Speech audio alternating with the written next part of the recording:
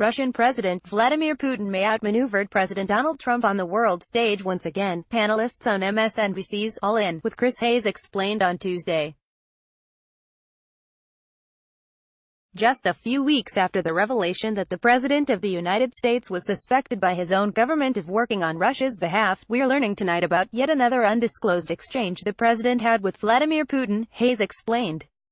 It was attended by no American interpreters, just Putin and Putin's own interpreter. As we've noted before, this is wildly out of step with the usual protocol, and if you were so disposed, you might conclude this is how the president meets with his handler, he explained.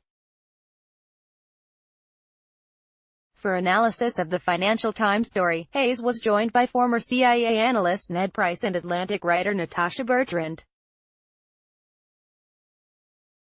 If you read the sourcing in the Financial Times, it comes from the Russians, Price noted. That leads me to believe this might be the work of the Russians themselves, trickling this out, almost trolling President Trump, reminding him again and again that we have stuff we can hold over your head, let's work together, and how about you find way to make our policy wishes come true, or we can make your life more difficult, Price explained.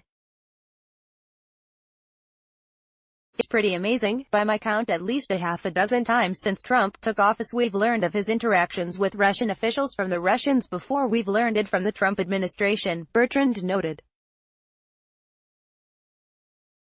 And I think Ned's point about this particular story being sourced to the Russians is a really important one, she agreed.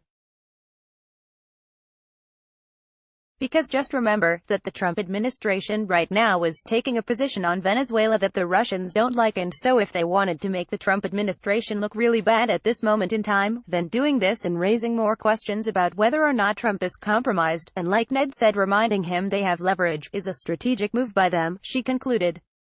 Watch Part 1, watch Part 2.